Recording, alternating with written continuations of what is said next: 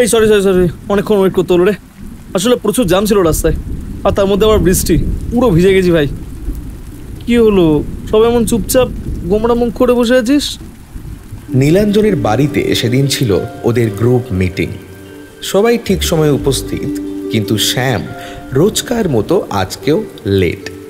আজ অবশ্য লেট হওয়ার পেছনে যথেষ্ট কারণ আছে। আষাঢ় মাসের বৃষ্টি, তার উপরে কলকাতার রাস্তার যে অবস্থা। শ্যাম আধভেজা অবস্থায় নীলাঞ্জনের বাড়ির ড্রয়িং রুমে ঢুকল। টাওয়াল নিয়ে নিজের মাথাটা মুছতে মুছতে সোফাতে এসে বসলো শ্যাম। উফ, কি হলো নাকি? এরকম বসে থাকার কারণ কি ভাই? আরে বলছি তো ভাই সরি, রাস্তার হাল দেখ। প্রত্যেকের গম্ভীর মুখ দেখে শ্যাম কিছুই বুঝতে পারছে না যে ও আসার আগে ঠিক কি হয়েছে। প্রায় 40 মিনিট দেরি করে এসেছে শ্যাম। আচ্ছা, ও দেরি করার জন্যই কি রেগে গেল সবাই? নীলাঞ্জন বলল, তোর কথা হচ্ছে না এখানে। অ্যাজ ইউজুয়াল তুই সবসময় লেট করিস। ওয়েট করা তো আমাদের প্র্যাকটিস হয়ে গেছে। দেখ নীল, আমি শখ করে লেট করিনি, হ্যাঁ? আর তাহলে সব এরকম বাংলার পাঁচের মতন মুখ করে বসে আছিস কেন? আমরা প্লেস ঠিক করতে পারছি না। কিসের প্লেস? আরে ইউ সিরিয়াস? আজকের আলোচনাটা কিসের সেটা কি তোর মনে আছে? শ্যাম ভ্রু কুঁচকে চিন্তা করছে। কি যেন বলেছিল, যা সেটাই তো খেয়াল নেই। সকালে শ্রেয়সী ফোন না করলে আসার কথাটাই মনে পড়তো না। আরিফ এবার বেশ কিছুক্ষণ ফোন টোন ঘেঁটে বলে উঠল, শোন, একটা জায়গা আমি ভাবছি, একটু দূরে হবে। দেখ তোরা কি করবি, যদি পসিবল হয় তাহলে যাওয়া যেতে পারে ওখানে। এই না, দূরে মানে কি করে যাব তাহলে? কাছাকাছি কোথাও হবে না? এই তুই চুপ কর তো, দূরেই ভালো, বেশ একটা ট্রিপ হয়ে যাবে। তুই চুপ কর, কতটা দূর আগে জানতে দে। দাঁড়া না, তোরা একটু চুপ কর, বলতে তো দে। শোন, যেতে মোটামুটি ধর, যদি খুব জ্যাম থাকে রাস্তায় তাহলে 4.5 ঘন্টা হয়তো লাগবে, আবার তারও কমও লাগতে পারে। শ্যাম এক লাফে উঠে পড়ল। শ্রেয়সী ওর হাতটা ধরে টেনে বসালো। কি হলো, টানছিস কেন? চুপ করে বস। শ্যাম শ্রেয়সীর কানে কানে বলল, এই চল না, এই তাহলে প্রি হানিমুন হয়ে যাবে। শ্রেয়সী ওকে চুপ করিয়ে দিয়ে বলল, তাহলে কবে যাবি ঠিক করছিস? এই শোন না, এই উইকে যেন কিছু রাখিস না। কেন, এই উইকে আবার কি আছে? মার বাবার অ্যানিভার্সারি। আরে জিও ভাই আরিফ, নেক্সট উইক ফাইনাল কথা হলে এদিকে কাকু কাকিমার অ্যানিভার্সারিতে জমিয়ে খেয়ে নি, তাই যা কিপটে, এটা ছাড়া আর কোনো কিছুতে খাওয়াবে না মনে হয়। রাইমা একটা কুশন ছুঁড়ে মারলো শ্যামকে। আমি কিপটে? গত সপ্তাহে বিরিয়ানিটা কে খাওয়ালো শুনি? ভাই ওটা তোর বার্থডে ছিল। এ ভাই থাম তোরা, আমার বাড়িটা নোংরা করিস না। মা বাবা কেউ নেই, আমাকে সবকিছু তো গোছাতে হবে। ভাই আরিফ, নেক্সট উইকটাই ফাইনাল কর। আমার বাবা মাও দার্জিলিং থেকে ফিরে যাবে। ওকে, তাহলে তাই। আর শ্রেয়সী, তুই কি বলছিস? সামনের সপ্তাহে আমার এক খুড়তুতো জেঠুর মেয়ের বিয়ে। শ্রেয়সীকে পুরো কথা শেষ করতে না দিয়েই শ্যাম বলে উঠল, কার মেয়ে? ভাই এত সম্পর্ক মনে রাখিস কি করে? এ তো সেই দিদি নাম্বার 1-এর মতো। আমার মেয়ে, ছেলের বউ, তার বোনের বর, তোমার কি উত্তর দাও? সালা পারে বটে লোকে। আমার পিসির বর যে পিসে মশাই হয় সেটাই মাঝে মধ্যে গুলিয়ে যায়। শ্রেয়সী বিরক্ত হয়ে চুপ করে গেল। শ্যাম চুপ কর না, ভাট বকিস। হ্যাঁ তাহলে শ্রেয়সী, তুই তো বিয়ে বাড়ি যাচ্ছিস তাহলে? আরে না, বাবা মা যাবে, আমি আর দিদি তো থাকবো। দিদিকে আমি ম্যানেজ করে নেব, আমিও যাচ্ছি তোদের সঙ্গে। ও হ্যালো ম্যাডাম, যাচ্ছি মানে? তুমি বেড়াতে যাচ্ছ না? তুই না গেলে মেকআপ কে করবে? হ্যাঁ ভাই, মেকআপ ছাড়া তোকে যা খারাপ লাগবে। ওকে একটু ময়দা মাখিয়ে দিস ভালো করে, বুঝলি? তাহলে নেক্সট উইকটাই ফাইনাল, আমরা 5 জন যাচ্ছি। তবে একটা প্রবলেম আছে, যে রাজবাড়িটায় আমরা শুট করব ভাবছি, যদি পারমিশন না পাই তখন? ভাই যুগ যুগান্তর ধরে পড়ে থাকা রাজবাড়ি, তোর মনে হয় সেখানে কেউ বসে থাকবে আমাদের জন্য? দেখ, বংশধররা সম্পত্তি বেচে বিদেশে পালিয়ে গেছে। আজকাল ওই রাজবাড়ি টাড়িতে খুব একটা কেউ থাকে না। হ্যাঁ তা ঠিক। আর যদি সেরকম কিছু ওই কেয়ারটেকার টাইপের থাকে, কিছু টাকা আর মালের বোতল ধরিয়ে দেবো, কাকা এমনিতেই রাজি হয়ে যাবে। তাহলে ওটাই ফাইনাল। সামনের বুধবার আমরা বড় গাড়িটা নিচ্ছি, শ্যাম ড্রাইভ করবে কিন্তু। Okay fine. কিন্তু আমার একটা কথা ছিল, বলছি কদিনের জন্য যাচ্ছি? ভাই 2-3 দিনের বেশি কিন্তু আমার হবে না। শোন, বুধবার ভোরে আমরা বেরোবো, কেউ লেট করবি না, যত তাড়াতাড়ি সম্ভব পৌঁছে গেলেই ভালো। সেদিন গিয়ে সব কিছু দেখে নিতে হবে, তাই পৌঁছতে সন্ধে হয়ে গেলে আমাদেরই মুশকিল। আর তারপরের দিন থেকে আমরা কাজ শুরু করব, মানে বৃহস্পতিবার, শুক্রবার আর শনিবার 3 দিন এনাফ। রবিবার আবার সকালবেলা আমরা বেরিয়ে পড়বো ওখান থেকে। ও বাবা, 5 দিন হয়ে গেল রে, কতগুলো দিন, কি বলবো বাড়িতে। দেখ, 3টে দিন হাতে রাখতে হবে কাজের জন্য। এমনি ঝড় বৃষ্টির ব্যাপার, একটা দিন যদি ঝড় বৃষ্টির জন্য শুটিং বন্ধ হয়ে যায় তাহলে কি হবে? সেই জন্য আমি হাতে 3 দিন রাখছি। ওকে, তাই হবে। আর শোন, ওখানে খাওয়া দাওয়ার কি ব্যবস্থা পাবো জানি না, একটা ওভেন, মিনি সিলিন্ডার আর রান্না করার জিনিসপত্র কিছু একটু নিয়ে নিস। হ্যাঁ ঠিক আছে, আমি একটা লিস্ট করে দোকান বাজারের কয়েকটা জিনিস নিয়ে নেব। হ্যাঁ, আর আমি রান্না করব, তোরা হেল্প করবি কিন্তু। হ্যাঁ ভাই নীল, তুই সেই ঝাল ঝাল চিকেনটা করেছিলিস সেবারে, ওটা একদিন করিস না ভাই। আর শোন, অযথা হাজারখানা জিনিস নিয়ে লাগেজ বেশি বাড়াবি না, কারণ ক্যামেরা থেকে শুরু করে শুটিং আরো অনেক জিনিস আমাদের নিতে হবে। আমার কি কি কস্টিউম হবে যদি বলতিস? আমি তোর মেকআপ, কস্টিউম সব ভেবেই রেখেছি। শাড়ি আর সালোয়ার নিস, মেকআপ কিটস তো আমি নিয়েই নেব। এক্সট্রা ড্রেস রাখিস, আমাদের বৃষ্টির মধ্যে একটা শ্যুট আছে, আর তাছাড়া প্রচণ্ড ঝড় বৃষ্টি হওয়ার কথা, ওয়েদার রিপোর্ট তাই বলছে। ওকে নীল, আজকে উঠলাম, বাকি অ্যারেঞ্জমেন্টটা দেখতে হবে। আমি আর রাইও তাহলে আজকে যাই। ও, সবাই চলে যাবে এখন? আমি ভাবলাম থাকবি। আমরা একটু শপিং করব, নিউ মার্কেট যাবো রে। আরে আমি আছি, চাপ নিস না, নেটফ্লিক্স দেখবো আর চিল করবো ভাই। কিছু খাবার টাবার দে তো, খিদে পেয়েছে প্রচুর। উফ বাপরে, পেটটা ডাকছে। দাঁড়া, ওরা চলে যাক, একটু কিছু বানাবো। ও তো এই কিছু বানাতে হবে না, দে যা আছে দে, খাবো। বলেই শ্যাম রান্নাঘরের দিকে চলে গেল। শ্রেয়সী, রাইমা বেরিয়ে গেলে আরিফও চলে গেল। দরজা বন্ধ করে নীল এসে দেখল শ্যাম ফ্রিজ থেকে আপেল বের করে খেতে খেতে টিভি চালাচ্ছে। ওই শুরু হয়ে গেল যাবার কাটা। পারিস তুই? ধর, টিভিটা চলছে না কেন, দেখ তো একটু। অ্যালেক্সা নাকি, মুখে বললেই চলবে? সুইচ তো অন কর। যা শালা, অন করলাম না। তুই কি দুপুরে এখানে খাবি? এটা আবার জিজ্ঞাসা করার নাকি? হ্যাঁ, অফকোর্স খাবো। তোর বাড়ি আবার কেউ খেয়ে দিয়ে আসে নাকি? কি রান্না করেছিস বল? আর রান্না বলতে কাল রাতের মটনটা আছে, গরম করে নেবো। আর একটু ভাত বসিয়ে নি। সাব্বাস, কর কর কর কর কর। উফ, এখন থেকে আমার জিভটা লাগ লাগ করছে। শ্যাম সোফাতে হেলে শুয়ে আপেল খেতে খেতে টিভি দেখছিল। ওদিকে নীল রান্নাঘরে গিয়ে রান্না বসালো। আসলে বরাবরই নীলের রান্নার প্রতি ভালোবাসা। বর্তমানে ও একটা ভালো রেস্টুরেন্টের শেফ। শ্যাম খুব নামকরা এক প্রমোটারের ছেলে। বর্তমানে বাবার ব্যবসা শ্যাম নিজেই দেখাশোনা করে। এছাড়া সুপুরুষ চেহারার অধিকারী হওয়ার কারণে বেশ কিছু জায়গায় মডেলিংয়ের কারণে পরিচিতি লাভ করেছে ইতিমধ্যেই।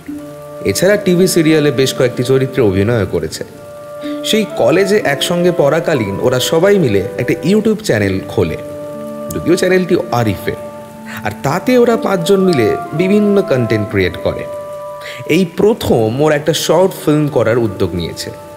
এই শর্ট ফিল্মটি একটি সাবেকি ঘরানার প্রেমের গল্প।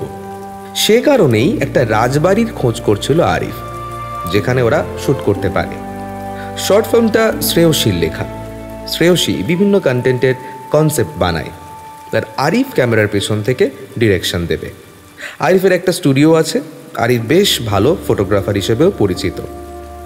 নীল আরিফকে সাহায্য করবে, আর লাইটিংয়ের দিকটা নীল দেখাশোনা করে। শর্ট ফিল্মের প্রধান 2টি চরিত্রে অভিনয় করবে রাইমা আর শ্যাম। রাইমা কলেজে পড়াকালীন একটা অডিশন দিয়ে সিলেক্টেড হয় একটি চ্যানেলের একটি সিরিয়ালে পার্শ্ব চরিত্রের জন্য। তারপর থেকে বেশ কয়েকটি সিরিয়ালও অভিনয় করে এবং একটি সিরিয়ালের কেন্দ্রীয় চরিত্রেও অভিনয় করেছে রাইমা। এই দিন কয়েক আগে সেই সিরিয়ালটি শেষ হওয়ার পর রাইমা এখন ছুটিতেই আছে। আর সেই সময়টাতে ও ঠিক করেছে ওদের এই চ্যানেলের জন্য কয়েকটা শর্ট ফিল্ম করবে। ওদের কস্টিউম আর মেকআপ শ্রেয়সী নিজেই করবে। শ্রেয়সী পেশায় মেকআপ আর্টিস্ট হওয়ার সুবাদে ওদের আলাদা করে কোনো মেকআপ আর্টিস্ট হায়ার করতে হয়নি। শ্রেয়সীর ম্যাজিক ওয়ার্ল্ড নামে শ্রেয়সীর নিজের একটা মেকআপ স্টুডিও আছে। এছাড়াও মেকআপ কোর্সের ক্লাস করায়। বর্তমানে ওর দুটো ব্যাচ মিলিয়ে 30 জন স্টুডেন্ট। সেই জন্যই কয়েকটা মেকআপ কিটস কেনার জন্য শ্রেয়সী আর রাইমা নিউ মার্কেটে গেল।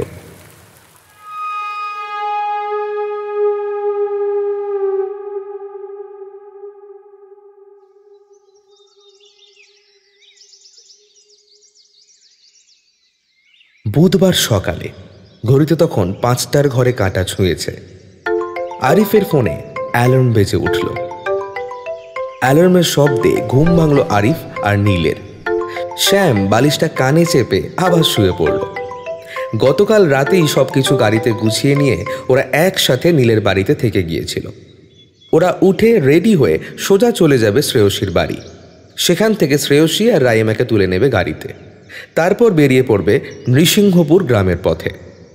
শ্রেয়সী আর রাইমা গতকাল নিজেদের কস্টিউম মেকআপ নিয়ে আলোচনা করে সব জিনিসপত্র গুছিয়ে নেবে বলে একসঙ্গে ছিল শ্রেয়সীদের বাড়িতে।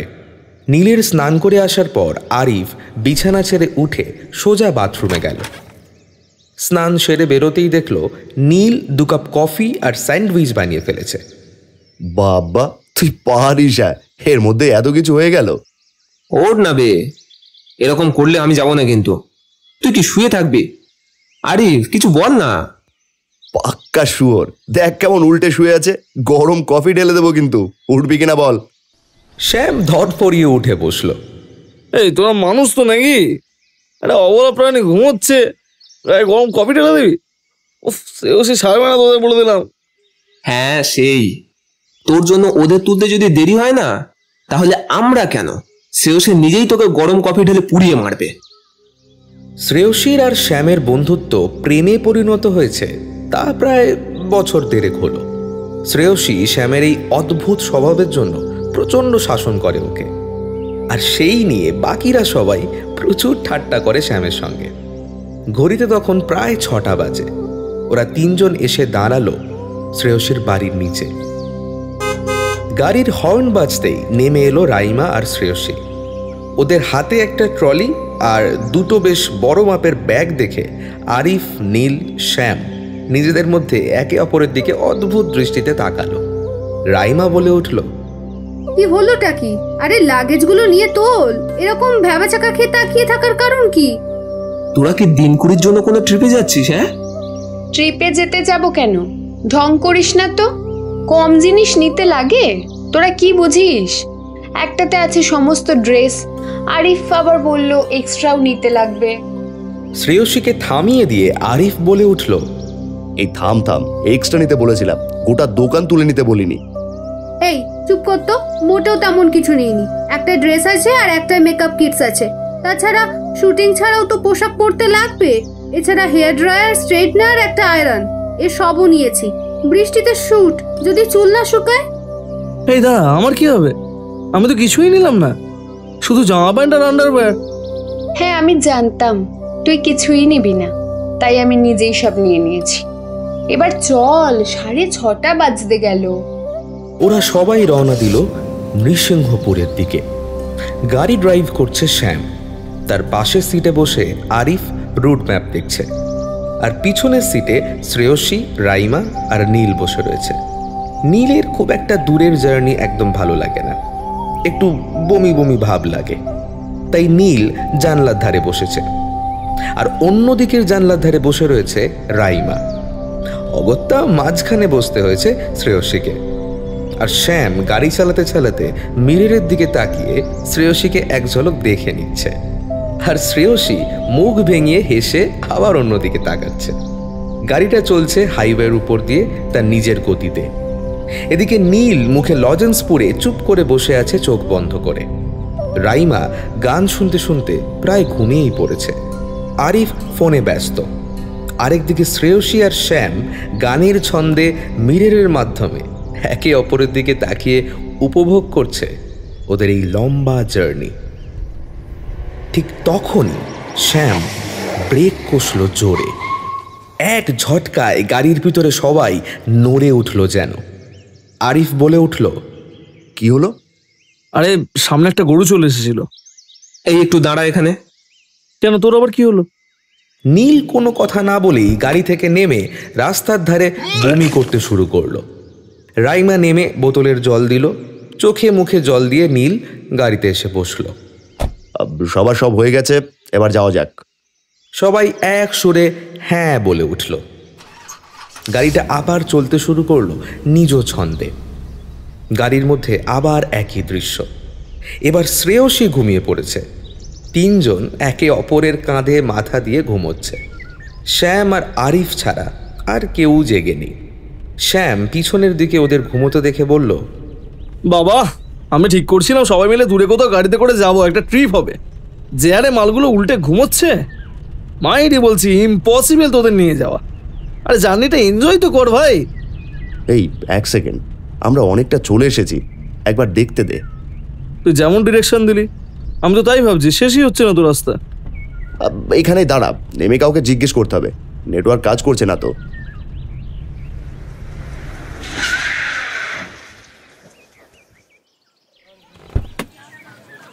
আরিফ গাড়ি থেকে নামলো।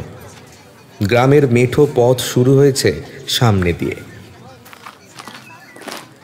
একটুখানি এগিয়ে যেতেই শুরু হয়েছে একটা ছোট্ট বাজার। ফুটপাতের মধ্যে বসে অনেকে বিক্রি করছে সবজি, মাছ, আর বেশ কিছু ছোট দোকানপাটও আছে। আরিফ শ্যামকে গাড়ির কাছে থাকতে বলে এগিয়ে গেল বাজারের দিকে। শ্যাম, তুই গাড়ির কাছে থাক, এরা তো ঘুমোচ্ছে, আমি কাউকে জিজ্ঞেস করে আসছি। আরিফ বাজারের মধ্যে গিয়ে একটা সবজিওয়ালাকে জিজ্ঞেস করলো, বলছি দাদা শুনছেন? সবজিওয়ালা নিজের মনে কাজ করে চলেছে, যেন শুনতেই পাচ্ছে না। এবার একটু জোরে ডাকলো আরিফ, ও দাদা, বলছি নৃসিংহপুর জমিদার বাড়িটা এখান থেকে কতটা যেতে হবে? আর সবজিওয়ালা ভ্রু কুঁচকে আরিফের দিকে তাকালো। কেন, এখানে তোমার কি কাজ? না, এমনি একটু কাজ ছিল। কতটা দূর হবে তাও এখান থেকে? এই সোজা রাস্তা ধরে চলে যাও, তারপর দেখবে একটা 3 মাথার মোড় রয়েছে, সেখান থেকে ডান দিকে বেঁকে যাবে। তারপর খানিকটা এগিয়ে দেখবে একটা আম বাগান পড়বে। আম বাগানের পাশ দিয়ে আরও খানিকটা গেলে দেখবে ভাঙাচোরা একখানা বাড়ি, দেখে বুঝতে পারবে ওটাই জমিদার বাড়ি। আচ্ছা ঠিক আছে, এলাম দাদা, ধন্যবাদ। আরিফ চলে এলো গাড়ির কাছে। সবজিওয়ালা বেশ কিছুক্ষণ আরিফের চলে আসার সময় তাকিয়েছিল। আরিফ এসে শ্যামকে বলল, চল, এসে গেছি, কিন্তু গাড়ি কত দূর যাবে বুঝতে পারছি না। আরে যাবে।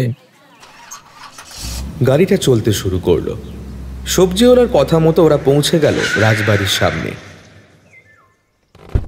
গাড়ি থেকে নামলো শ্যাম আর আরিফ। তারপর নীল, রাইমা আর শ্রেয়সীকে ডাকলো ওরা।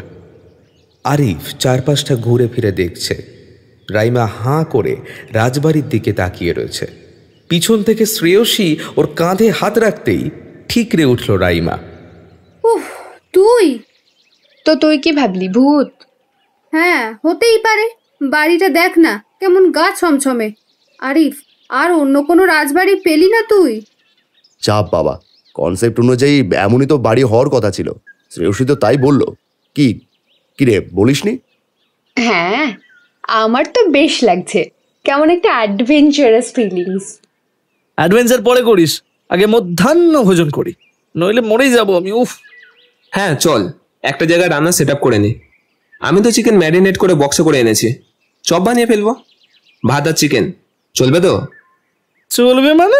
দৌড়াবে গুরু।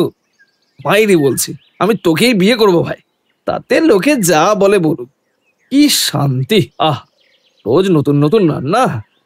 আমায় বলে বলুক লোকে মন্দ। আহা। শ্রেয়সী ধমক দিয়ে ওর গান থামিয়ে দিল। থাম তো, বেসুরো গলায় আর চেঁচাস না। উফ। ওরা রাজবাড়ির ভেতরে ঢুকে পড়ল। তার পাশে একটা পুকুর, যদিও পুকুর কিনা বোঝার উপায় নেই। পুকুরের উপরে পানা আর শ্যাওলার সবুজ চাদরে ঢাকা পড়ে গেছে স্বচ্ছ জল। দুটো বাঁধানো ঘাট শ্যাওলায় ভর্তি।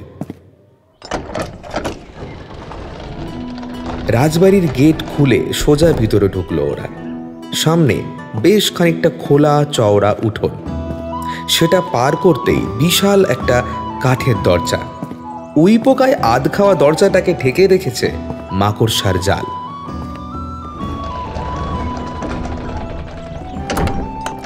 আরিফ ধাক্কা মেরে দরজাটা খুলল। ওরা একে একে ভেতরে ঢুকলো। চওড়া বড় দালান, দালান জুড়ে বেশ কয়েকটি থাম। এক একটি থামের পিছনে লুকিয়ে পড়লে তাকে দেখতে পাওয়া মুশকিল। চওড়া 20 ইঞ্চির দেওয়ালগুলোর চাকলা উঠে উঠে রঙের সঙ্গে সিমেন্ট বালির প্রলেপটুকুও উঠে গেছে। কোথাও কোথাও লেগে রয়েছে সিমেন্ট বালির প্রলেপের উপরে আবছা হওয়া হলদেটে রং। ভিতর থেকে লালচে ইট উকি দিচ্ছে। আপাদমস্তক বিরাট বাড়িটা যেন দাঁত খিঁচিয়ে তাকিয়ে রয়েছে ওদের দিকে। দালান পার হয়ে ভিতর বাড়ির দিকে প্রবেশ করলো ওরা। এই দালানের একপাশে আধ ভাঙা ভাঙা একটা চালচিত্র। সম্ভবত এখানে দুর্গাপুজো প্রচলিত ছিল। ভিতরে লম্বা বারান্দা দিয়ে হেঁটে যাচ্ছিল ওরা। পাশাপাশি প্রত্যেকটা ঘরই বন্ধ। একটি ঘরের সামনে দাঁড়িয়ে আরিফ বলল, কি বলিস, একটা ঘর খুলে দেখি। বারান্দার উপাশে ওটা মনে হচ্ছে রান্নাঘর। দেখ। একটা কাজ কর, আপাতত দুটো ঘর খোল। একটাতে আমরা থেকে যাবো আর একটাতে রাইমা শ্রেয়সী থাকবে। আরিফ একটা ঘর খুলল। আলগাভাবে ঠেলতেই ঘরটা খুলে গেল। ভিতর থেকে এক ঝাঁক বাদুড়ের দল এক ঝটকায় বাইরে বেরিয়ে এলো। ওরা প্রত্যেকে চমকে গিয়ে মাথা নিচু করে নিল।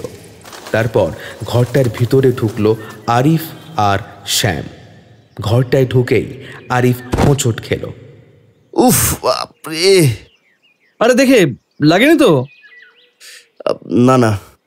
ঘরের ভিতরে ঢুকে দেখল একপাশে একটা খাট, সাদা চাদরে সমস্ত খাটটা ঢেকে রাখা। সাদা চাদর অবশ্য সাদা আর নেই, ধুলো জমাট বেঁধে ধূসর রং ধরেছে তাতে। একটা কাঠের আলমারি, সম্ভবত ওই ধারে তার আর কিছুই নেই। একটা আরাম কেদারা যেটা আপনা আপনি দুলছে। আরিফ আরাম কেদারার দুলুনি হাত দিয়ে থামিয়ে দিয়েই একটা চিৎকার শুনতে পেল। শ্যাম আর আরিফ দৌড়ে ছুটে এলো। বাইরে দালানে এসে দেখলো রাইমা হাত চেপে ধরে দাঁড়িয়ে চিৎকার করছে। ওর চিৎকারে নীলও ছুটে এসেছে। আরিফ জিজ্ঞেস করলো, কি হলো, চিৎকার করছিস কেন? আর বলিস না, আমরা ওপাশটাতে দেখ না একটু দেখতে গেছিলাম, একটা বোলতার চাক ছিল, ওর হাতে কামড়ে দিয়েছে। দেখ না কি করা যায়। ইস, কি দরকার ছিল ওদিকে যাওয়ার তোদের? দেখছিস পুরনো জায়গা, কোথায় কি বিষাক্ত পোকামাকড় কামড়াবে। কিছু কর না, খুব জ্বলছে, যন্ত্রণা করছে আমার। এক কাজ কর, সাবান দিয়ে আগে জায়গাটা ধুয়ে ফেল। আরো ফুল ফুটে আছে কিনা দেখে না একবার। না, নেই। তাহলে ঠিক আছে, আমার কাছে একটা ওষুধ আছে, আমি দিচ্ছি, লাগিয়ে নে। হ্যাঁ, এই শোন, আমি রান্নাঘরটা ওদিকে পেয়ে গেছি। শ্রেয়সী, একটু চল, আমাকে হেল্প করবি। হ্যাঁ চল। বলছি, জলের ব্যবস্থা আছে? হ্যাঁ রে, পাশে দেখলাম একটা চাপ কল আছে, ওতে তোরা স্নান আর বাথরুমে ইউজ করবি। খাবার জল আমি এনেছি, আর তাছাড়া যদি খাবার জল লাগে আরও সামনের ওই বাজারে আমি দেখেছি দোকান আছে, কিনে আনা যাবে। আর মনে হয় বাজারের পাশ দিয়ে ওদিকে একটা পুকুর আছে, খুব একটা জলের অসুবিধা এদিকে নেই।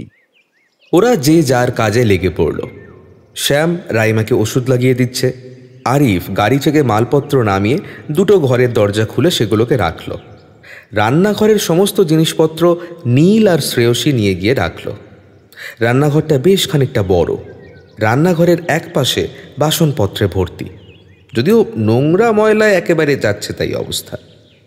বার পাঁচেক মাজা ঘষা করলে তবে যদি একটু পরিষ্কার হয়। একটা দেওয়াল জুড়ে তাক করা রয়েছে, সেই তাকে অনেক চিনেমাটির ঢাকনা দেওয়া পাত্র।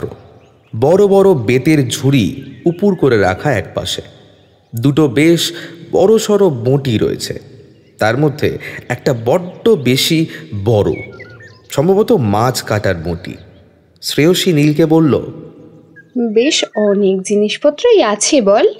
আমরা যা 2-4খানা বাসনপত্র এনেছি তাতে তো হয়ে যাবে, কিন্তু যদি এক্সট্রা লাগে এখান থেকে নিয়ে নেওয়া যাবে। বটিও তো আছে। ও আমার নাইফ ঠিক আছে, বটিতে একটু প্রবলেম হয়। আমি পারি। আর শোন, এই ঝুড়িগুলো একটু ধুয়ে নিলেই কিন্তু ইউজ করা যাবে। অন্তত ছোট সাইজের ঝুড়ি দুটো সবজি রাখতে পারবো। তুই কি এখানে সংসার পাতবি ঠিক করেছিস? থাকবো তো মোটে 3-4 দিন, এত ভাবছিস কেন? কি জানি, আমার তো বেশ ভালো লাগছে। মাঝে মধ্যেই ভাবছি চলে আসবো। আমার এই জমিদার বাড়িটারই ব্যাপারগুলো না দারুণ লাগে। বেশি বকবক না করে চালটা ধুয়ে ভাত বসা। আমি গ্যাসটা ফিট করে দিয়েছি। আর দাঁড়া, জানলাটা খুলে দিই। নীল রান্নাঘরের জানলাটা খোলা মাত্রই দেখল কি যেন বাইরে এদিক থেকে ওদিকে সরে গেল। নীল ভালো করে দেখার চেষ্টা করেও দেখতে পেল না আর কাউকে। কি হলো? কি উঁকি ঝুঁকি মারছিস বলতো? গ্রামের মেয়েটা দেখতে পেলি নাকি? সেই পুকুর থেকে কলসি নিয়ে কোমরে হেঁটে যাবে, তারপর তুই পিছন পিছন যাবি। আহা, কি রোম্যান্টিক না? ন্যাকামো না করে কাজটা কর। 2টো বাজতে গেল, সবাই চকলেট বিস্কুট খেয়ে রয়েছে। নীল বাইরে এসে দেখল শ্যাম একটা তোয়ালে পরে হেঁটে আসছে। তুই আবার কোথায় স্নান করলি? কেন? ওই বাইরে চাপ্পলটায় ওখানে একটা পিতলের বালতি দেখছিস, ওটা নিয়ে চলে যা, ওটা স্নান করে নে। আর আমরা কোথায় স্নান করব? আমরা স্নান করে আসি, তোদের বালতি করে জল এনে দেবো। ওই পাশে মনে হয় বাথরুম, গিয়ে স্নান করে নিস। নীল আর আরিফ স্নান করে এক বালতি জল এনে দিল রাইমাকে। রাইমা জামা কাপড় আর তোয়ালে নিয়ে বাথরুমের দিকে গেল। দরজা খুলে বাথরুমে ঢুকতেই দেখল একপাশে একটা খালি চৌবাচ্চা। এটা বোধহয় স্নান করার জায়গা। এর পাশেই কিছুটা দূরে বাথরুম রয়েছে। আসলে পুরনো দিনের বাড়ি বলেই স্নানঘর আর বাথরুম দুটো আলাদা। একটু স্যাঁতস্যাঁতে অন্ধকার এই স্নানঘরের ভিতরটা। জলের বালতি আর একটা ঘটি নিয়ে স্নান করতে ঢুকলো রাইমা। ফেস ওয়াশ দিয়ে মুখটা ধুয়ে তাকাতেই ও দেখল চৌবাচ্চা জলে ভরে গেছে। ও তৎক্ষণাৎ জল দিয়ে মুখটা ভালো করে ধুয়ে নিয়ে আবার দেখল, কিন্তু তখন চৌবাচ্চা আবার খালি। ওর মনে হলো বোধহয় ভুল দেখেছে ও। খালি চৌবাচ্চা হঠাৎ জলে ভরে যাবে কি করে? স্নান করতে গিয়ে ও অনুভব করলো ওর কাঁধে একটা ঠান্ডা হাতের স্পর্শ। ভয়ে বুকটা ছ্যাঁত করে উঠল রাইমার। কোনো রকমে তাড়াতাড়ি স্নান সেরে ও বেরিয়ে এলো। তারপর শ্রেয়সী স্নান সেরে নিল। ওরা খাওয়া দাওয়া সেরে একটু বিশ্রাম নিচ্ছিল। সারাদিনের জার্নি আর পরিশ্রমের পর বেশ খানিকটা সময় ঘুমিয়ে পড়েছিল ওরা। হঠাৎ একটা শব্দে রাইমার ঘুম ভেঙে গেল। পাশে তাকিয়ে ও দেখল একজন মহিলা ওর দিকে পিছন ফিরে শুয়ে রয়েছে। ও চমকে উঠে বসে পড়ল। মহিলাটি এবার সোজা চিত হয়ে শুয়েছে, কেমন অদ্ভুত চাহনিতে তাকিয়ে রয়েছে রাইমার দিকে। রাইমা এক লাফে বিছানা ছেড়ে নেমে ছুটে ঘরের বাইরে বেরিয়ে এলো। বাইরে এসে দেখল শ্যাম, শ্রেয়সী, আরিফ আর নীল কিছু একটা নিয়ে আলোচনা করছে। ওরকম হন্তদন্ত হয়ে রাইমাকে আসতে দেখে আরিফ জিজ্ঞেস করলো, তোর আবার কি হলো? ওই ঘরে কাকে একটা দেখলাম আমি। হাওয়াচ্ছিস কেন? দাঁড়া দাঁড়া দাঁড়া, শান্ত হয়ে বল, কি হয়েছে? ওই ঘরে আমার পাশে কে শুয়েছিল একটা, আর খুব জোরে ভয় পেয়ে গেছি। তোর পাশে তো শ্রেয়সী ছিল, ও তো উঠেই বাইরে এলো। কি দেখেছিস ঘুমের ঘোরে? না রে, খুব জোরে ভয় পেয়ে গেছি। আরে আমি বাইরে এলাম কারণ তুই অঘরে ঘুমোচ্ছিলিস, তাই আর ডাকিনি। খুব মশা কামড়াচ্ছিল, একটা মশার ধূপও জেলে দিয়ে এলাম তো তোকে। যাগে শোন, লাইটের ব্যবস্থা তো করতে হবে। ওসব ছাড়, কিছুটা দূরে ওই সামনের ল্যাম্পপোস্ট থেকে একটা হুক করে যদি এখানে আলো টালোর ব্যবস্থা করা যায়। হ্যাঁ চল, এনেছিস তো সব? হ্যাঁ, ও সব আছে, বাল্বও এনেছি। অন্ধকার তো হয়ে আসছে, আপাতত ইমার্জেন্সিটা জেনে নেবো যতক্ষণ না লাইটের ব্যবস্থা হয়। আমি আর নীল ওই ল্যাম্পপোস্টের ওখানে যাচ্ছি। শ্যাম বরং থাকুক রাইমা শ্রেয়সীর কাছে। আর হ্যাঁ, বেশি এদিক ওদিক করিস না, বিষধর সাপও থাকতে পারে। দেখছিস তো জায়গাটা কেমন স্যাঁতস্যাঁতে। আরিফ আর নীল চলে গেল। শ্যাম, রাইম আর শ্রেয়সী বসে রইল ওইখানেই। কিছুক্ষণের মধ্যেই নীল আর আরিফ আলোর ব্যবস্থা করে ফেলল। একটা ছোট্ট টেবিল ফ্যানও সাথে করে এনেছে শ্যাম। খুব বেশি গরম যদিও এদিকে লাগছে না, তবুও দুপুরের দিকে যদি একটু প্রয়োজন হয় তাই আর কি। সারা সন্ধ্যেটা ওরা আড্ডা মেরে গল্প করে কাটিয়ে দিল। রাত তখন প্রায় 8টা। রাইমা বলল, এবার ওঠ, রাতে খাওয়া দাওয়া কি হবে? চল করে ফেলি। এই তুই পারিস আদৌ? তুই করলে খাওয়া যাবে তো? হ্যাঁ, শোন, তোর থেকে বেটার পারি, আমি রান্না করব, জাস্ট বল কি খাবি। যা হোক হালকা পাতলা কিছু করে খেয়ে শুয়ে পড়, ভোরবেলা উঠতে হবে, একটা মর্নিং সিন আছে, কাল ওটা শ্যুট করব। কি খাবি তো বল। আগে বল তুই পারিসটা কি? আমি হেল্প করছি, চল। ময়দা মেখে রেখেছি, লুচি করবো আর সাদা আলুর চচ্চড়ি। বাহ, দারুণ মেনু। এই শোন, আমার ব্যাগে একটা বক্স লাড্ডু আছে, শেষ পাতে মিষ্টিও হয়ে যাবে। না না, তোরা বস, ও বেলা তো তোরা করলি, আমি পারবো করে নিতে। ভাই বুঝছিস না, অন্তত আমি হেল্প করি একটু। আরে ছাড় না, যেতে দে রান্না করে, নিজেই পালিয়ে আসবে। রাইমা মুখ গোমরা করে একাই চলে গেল রান্নাঘরের দিকে।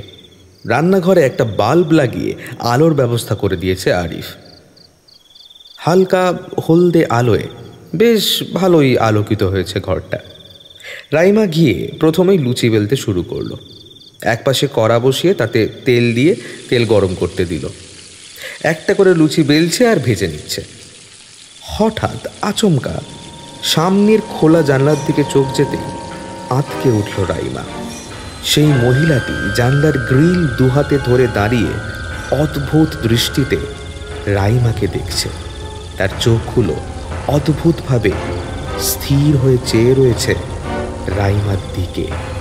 দাঁত খিঁচিয়ে অদ্ভুত একটা বিশ্রী শব্দে হেসে উঠল মহিলাটি। রাইমা কোনো রকমে গ্যাসটা বন্ধ করে দৌড়ে রান্নাঘর থেকে বেরিয়ে এলো। হাঁপাতে হাঁপাতে এসে দাঁড়াতেই শ্যাম হেসে উঠল। কি বলেছিলাম? হ্যাঁ, হয়ে গেল তো।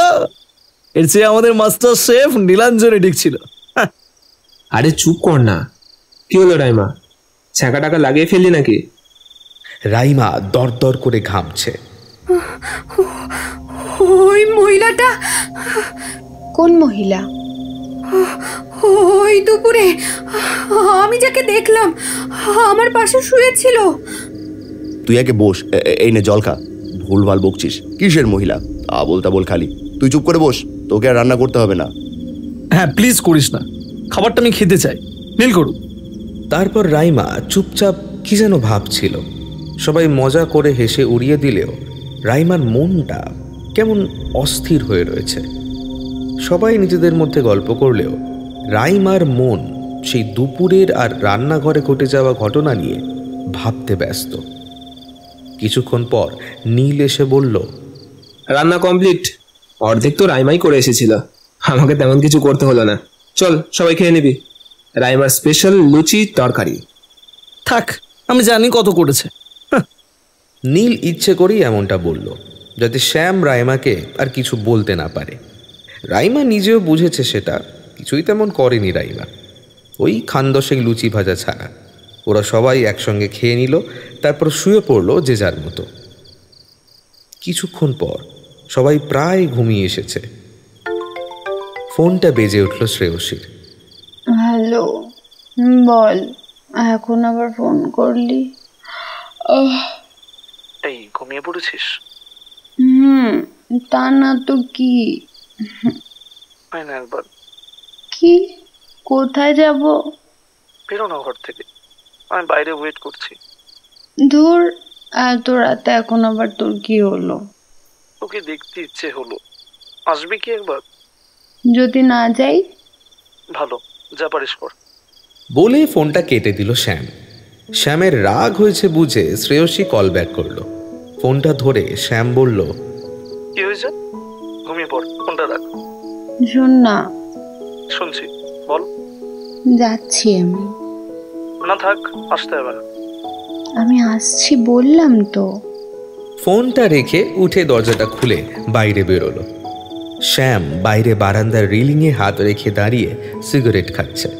শ্রেয়সী পিছন থেকে গিয়ে জড়িয়ে ধরল শ্যামকে। কি হলো? ছাড়, ছাড় বলছি আমাকে। না, ছাড়বই না। কেন ছাড়বো? এক্ষুনি তো আসবি না বলছিলিস। সে তো তুই যাতে আরো ভালোবেসে ডাকিস তাই জন্য। আর কত ঠক দিবি তুই? ও তাই? ভালো, যা।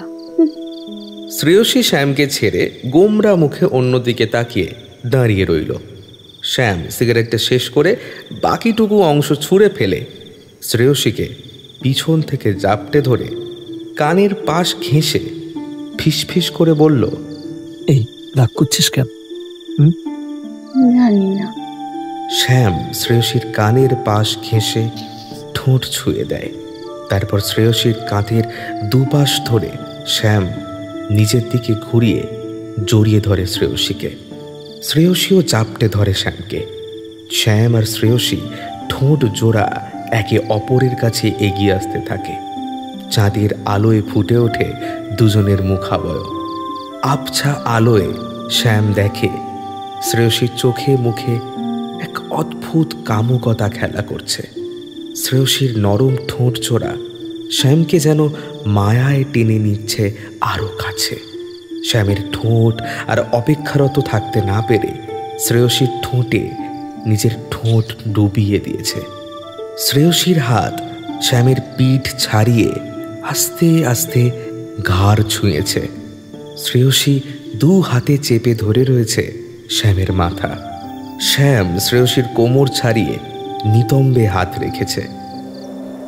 ঠিক সেই সময় দমকা হাওয়ার সাথে ঝড় উঠেছে।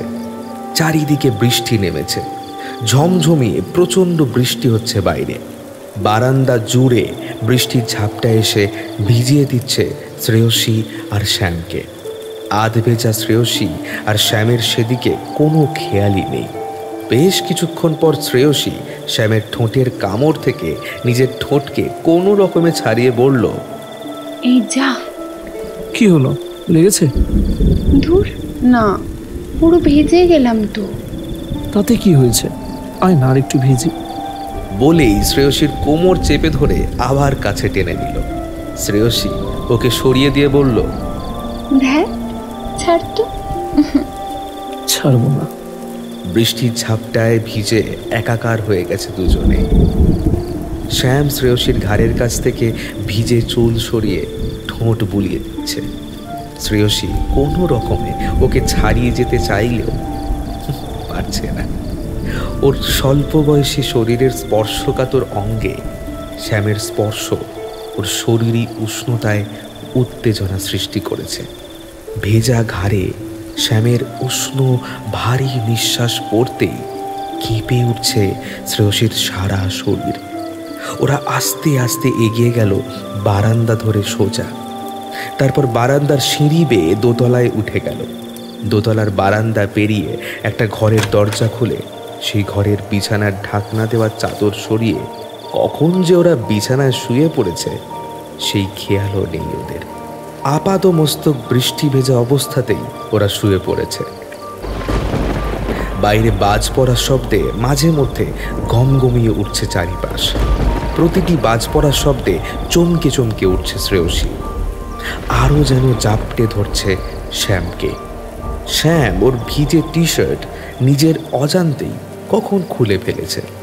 শ্রেয়সীর ভিজে জামাটা শরীরে লেপ্টে রয়েছে, আর তাতেই ওর বক্ষ যুগলের আকৃতি ভেসে উঠেছে। শ্যাম গলা বুক ছাড়িয়ে সেই বক্ষ যুগলের মধ্যে হারিয়ে গেছে। এই আকর্ষণ যেন চুম্বকের মতো, যা ছাড়িয়ে ওর উঠে আসার ক্ষমতা নেই। কিছুক্ষণের মধ্যেই সেই দৃশ্য বদলে গিয়ে এক অন্য দৃশ্যের সূচনা হয়েছে। দুটি উন্মুক্ত ভিজে শরীর একে অপরের মধ্যে মিশে রয়েছে। বিছানার এক পাশে পড়ে রয়েছে ওদের ভিজে পোশাক। শ্রেয়সীর উন্মুক্ত বুকের উপর দিয়ে শ্যামের হাত ঠোঁট বেয়ে চলেছে। শ্রেয়সীর চোখে মুখে ঝলমল করছে অদ্ভুত এক বাসনার হাসি। শ্রেয়সীর বক্ষ যুগল এখন শ্যামের হাতের মুঠোয়। এক অজানা সুরের তালে দুজন একে অপরের সঙ্গে মিশে এক নতুন মধুর মুহূর্ত উপভোগ করে চলেছে।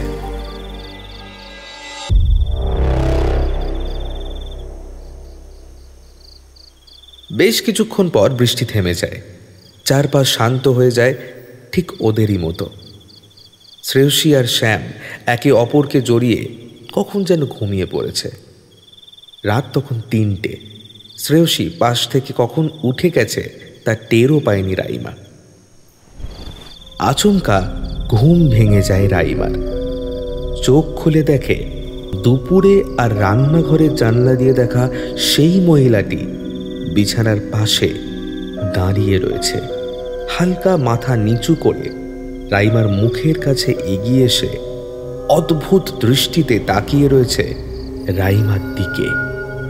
সে এক অদ্ভুত চোখের চাহনি, যা রাইমার সারা শরীরকে হিম শীতল করে তুলেছে। তার জট পাকানো চুল সাপের মতো মাথা, পিঠ বেয়ে হাঁটু ছুঁয়েছে। রাইমা এক ঝটকায় বিছানা থেকে উঠে চিৎকার করে ঘর থেকে বেরিয়ে পড়ল। ওর আর্তনাদে কেঁপে উঠেছে বাড়ির প্রতিটি দেওয়াল। সেই চিৎকারে শ্রেয়সী আর শ্যামের ঘুম ভেঙে গেছে। আরিফ আর নীল ঘর থেকে ছুটে বেরিয়ে এসেছে। রাইমা আরিফকে দেখে যেন কোঁকিয়ে উঠল। আরিফ বলল, কি হয়েছে? এমন করছিস কেন? তাকা তাকা, আমার দিকে তাকা। না না, আমি চোখ খুলবো না। চোখ খুললেই আমি ওকে দেখতে পাবো। কাকে দেখতে পাবি? রাইমা কিছু না বলে চোখ বন্ধ করে আরিফকে জড়িয়ে ধরে রইল। নীল কৌতূহলবশত ওদের ঘর এবং আশেপাশে সমস্তটা খুঁজে দেখল। আরিফ নীলকে জিজ্ঞেস করল, এলি কিছু? না রে, যদি কেউ বদমাইশি করে ইচ্ছা করে এরকম করে। আরিফ ইশারায় নীলকে চুপ করতে বলল। রাইমা এমনিতেই বড্ড ভয় পেয়ে আছে। ঠিক এমন সময় সিঁড়ি দিয়ে নেমে এলো শ্যাম আর শ্রেয়সী। শ্রেয়সী ছুটে এসে বলল, কি হয়েছে রে? রাইমার কিছু হয়েছে? না, তেমন কিছু না, একটু ভয় পেয়ে গেছে। এত ভয় কিসের? আমি বুঝকি, যা ঘুমিয়ে পড়, কিচ্ছু হয়নি, যা। শ্রেয়সী রাইমাকে নিয়ে ঘরে গিয়ে শুয়ে পড়ল। আরিফ, শ্যাম আর নীল আবার ওদের ঘরে চলে গেল। রাইমা কিছুতেই দু চোখের পাতা এক করতে পারছে না। শ্রেয়সী ওকে বলল, কি হলো রাই? ঘুমিয়ে পড় না, কিচ্ছু নেই এখানে। তুই কোথায় চলে গেছিলিস?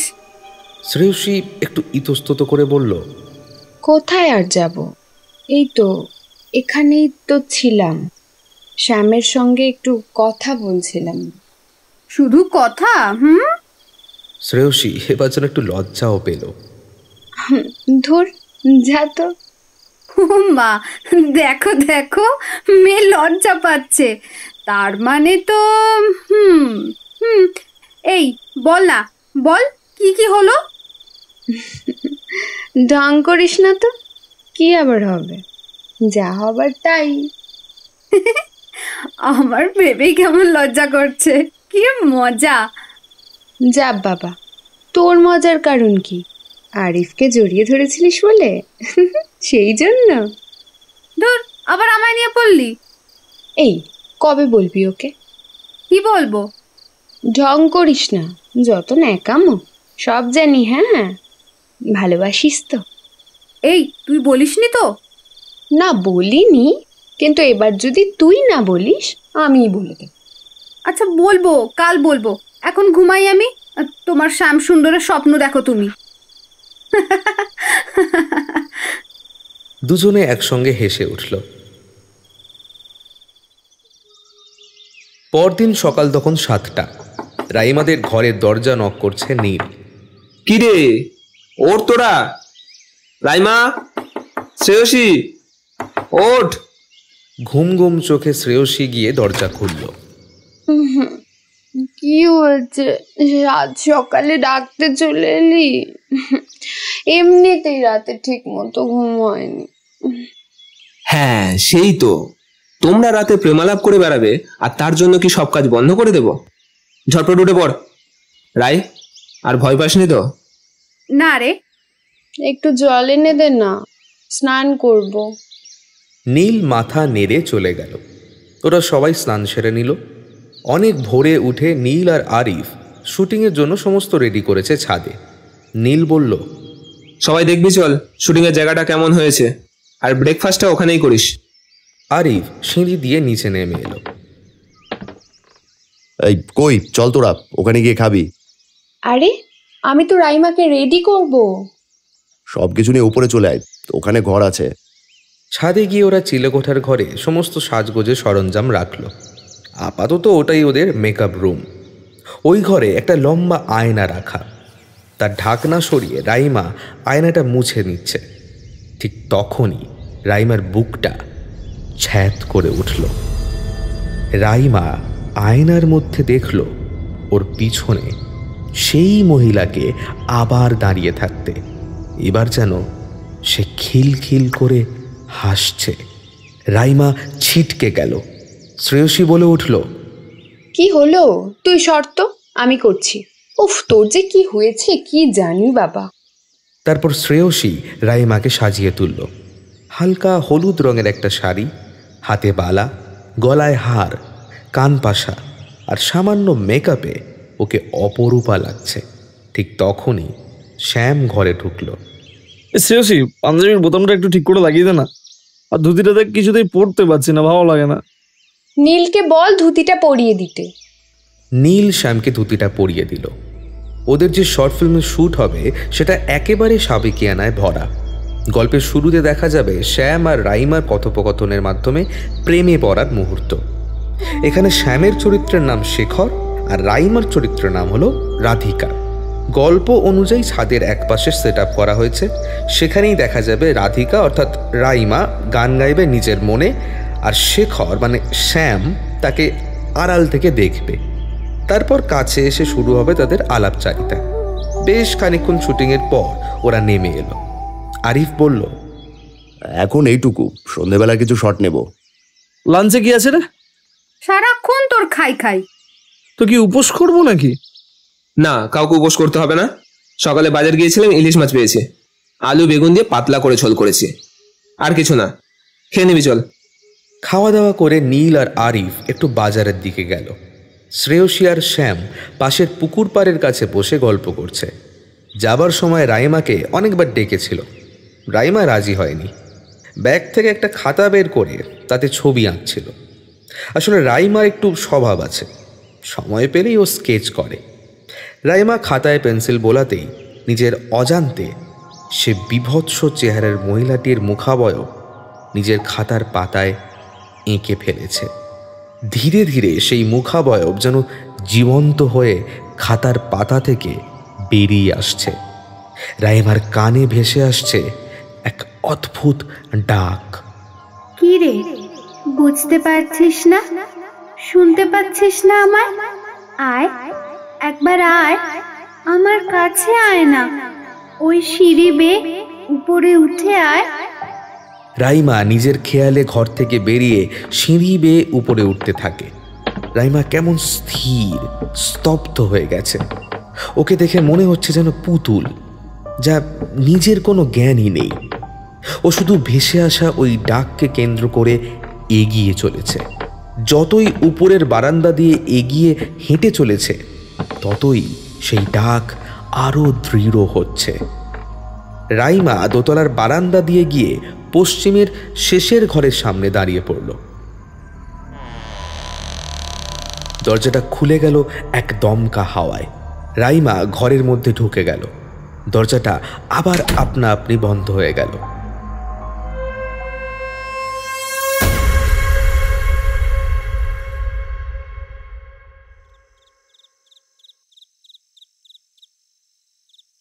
সন্ধ্যে তখন 6টা বাজে ঘড়িতে। নীল আরিফ ফিরে এসেছে অনেকক্ষণ। তারপর ওরা বাড়ির একপাশে শুটিংয়ের সেট আপ করতে ব্যস্ত হয়ে পড়েছে।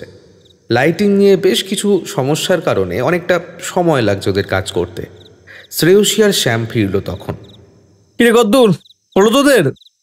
আর বলিস না, এখানে লাইটটা ঠিকঠাক অ্যাডজাস্ট হচ্ছে না। এক কাজ করতো, চেয়ারটাতে উঠে এই তারটা ধর। শ্রেয়সী, রাইমাকে রেডি করে নে, আমাদের হয়ে গেছে। কোথায় রাইমা? সে তো তোরা জানবি, আমি আর নীল বেরিয়ে যাওয়ার পর তোরাই তো ছিলিস। পুচকিকে তো বললাম চল পুকুর পাড়ে ওখানটা একটু হেঁটে আসি, গেল না তো। মানে ও গেল না আর তোরা ওকে একা একা রেখে চলে গেলি? আরিফ হন্তদন্ত হয়ে চারিদিকে রাইমাকে খুঁজতে লাগলো। এদিক ওদিক দেখতে না পেয়ে আরিফ দোতলা বেয়ে উঠে ছাদে গেল। ছাদের পাঁচিল ধরে নিচের দিকে তাকিয়ে দেখছে আরিফ। ঠিক তখনই কাঁধে একটা হাতের স্পর্শ পেল আরিফ। পিছন ঘুরতেই দেখল রাইমা। এ কি পোশাক পরেছে রাইমা? 8 পৌড়ে করে পরা টকটকে লাল বেনারসি, গা ভর্তি গয়না আর লাল টিপ, চোখে ঘাটা কাজল, মাথায় ঘোমটা। এ কি সব দেখছে আরিফ? রাইমা খিলখিল করে হেসে উঠল।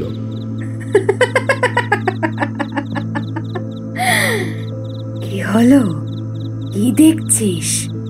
আমাকে ভালো লাগছে না? আরিফ একটু স্তম্ভিত হয়ে তাকিয়ে রইল। রাইমার গলার স্বরটা কেমন গমগমে ভারী শোনাচ্ছে। ওকে দেখে ওর চোখের চাহনিতে কেমন অস্বাভাবিকত্ব নজরে আসছে। আরিফ নিজেকে একটু সামলে নিয়ে বলল, হ্যাঁ, খুব ভালো লাগছে, কিন্তু এবার রাইমা একটু রাগী চোখে তাকিয়ে বলল, কিন্তু কি বল?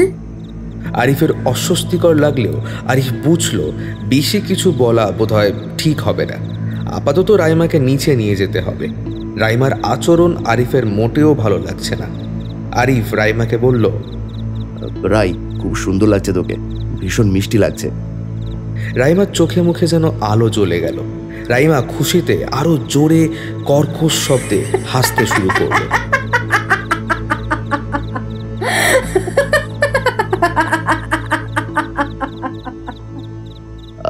চল, আমাদের নিচে যেতে হবে, শুটিং করতে হবে তো। আরিফ রাইমার হাত ধরে ছেড়ে দিয়ে নেমে আসতে থাকলো। রাইমাও অদ্ভুতভাবে আরিফের দিকে দেখেছে, আরিফের সঙ্গে হাঁটতে থাকলো। আরিফ রাইমাকে নিয়ে নিচে নেমে আসতেই বাকিরা চমকে উঠল। শ্যাম কিছু বলতে যাবে, তখনই আরিফ ইশারায় চুপ করতে বলল ওকে। তারপর আরিফ শ্রেয়সীকে বলল, শ্রেয়সী, ওকে চেঞ্জ করে নিয়ে আয়, যা। শ্রেয়সী অবাক চোখে রাইমার দিকে দেখছে। শ্রেয়সী এগিয়ে গিয়ে রাইমার হাতটা ধরে বলল, চল। এক ঝটকায় রাইমা হাতটা ছাড়িয়ে নিয়ে বলল, না, আমি কোথাও যাব না। আমি বলছি তো যা। রাইমা এবার রক্তচক্ষুতে আরিফের দিকে তাকিয়ে বলল, তুই বল আর কে, তোর কথা শুনে চলবো আমি? না না, তুই না চাইলে আজকে শুটিং বন্ধ করে দি। শ্যাম এগিয়ে এসে রাইমার হাত ধরে বলল, এই বুঝকি, এত রাগ করছিস কেন? জানা রেডি হয়ে। তৎক্ষণাৎ রাই শ্যামের গলা চেপে ধরে। শ্যাম আর্তনাদ করতে থাকে।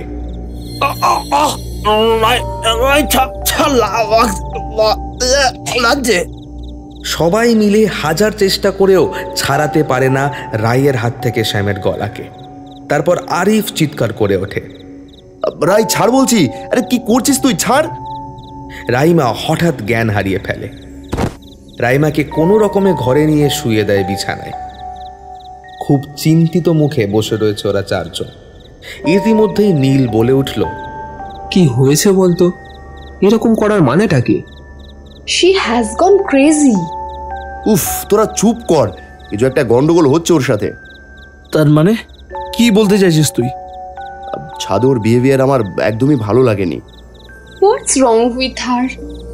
ওকে দেখেই আমার কেমন ভয় লাগছিল। আর যাকগে, শোন, ওকে কিছু বলতে যাস না এখন, আগে দেখি ঘুম থেকে উঠে ও কি করে।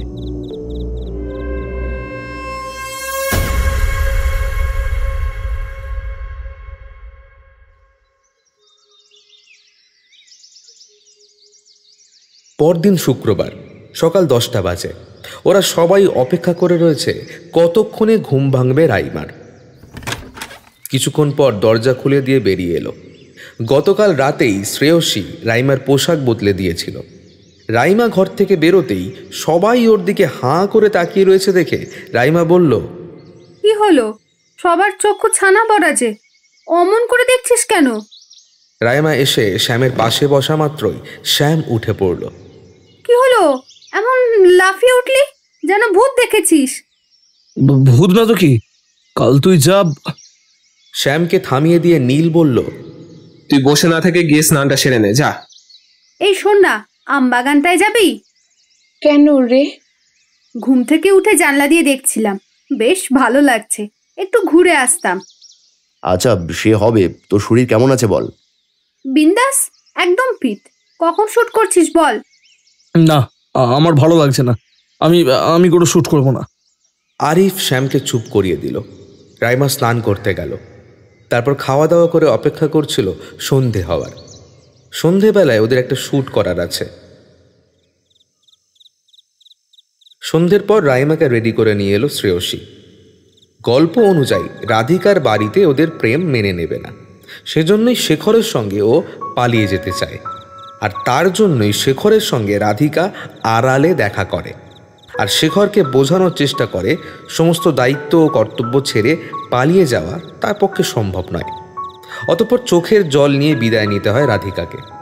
শেখর ফিরে যায় তার নিজের গন্তব্যে। দেখা হয় না আর কোনোদিন। অসমাপ্ত থেকে যায় এক প্রেমের কাহিনী। কাহিনীর শেষ দৃশ্যে দেখা যাবে রাধিকার বিবাহের পর বিদায় বেলা, যে সময় রাধিকাকে অন্তিমবার দেখতে আসে শেখর। একটা গানের মাধ্যমে এই শেষটুকু দেখানো হবে। এই শেষটুকুর শুটিং হবে আগামীকাল।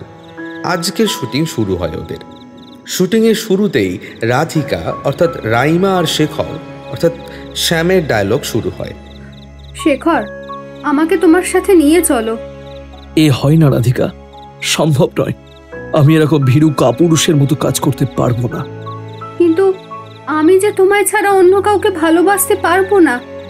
সে তো আমিও পারবো না, তবু তুমি যা বলছো তা হয় না রাধিকা। তুমি এখন আবেগে ভাসছ, তুমি বুঝতে পারছো না। তুমি আমার সঙ্গে এলে তোমার সারা পরিবার কতটা অসম্মানিত হবে। ধীরে ধীরে রাইমার চোখ লাল হয়ে আসে। রাইমার চোখে মুখে এক অন্য অদ্ভুত চাহনি। রাইমার গলার স্বর চেপে আসে, যা শুনলে গা শিউরে উঠবে। সম্মান? কিসের সম্মান? কার সম্মানের কথা বলছো? আর আমার সম্মানের কি হবে? আমার কি হবে?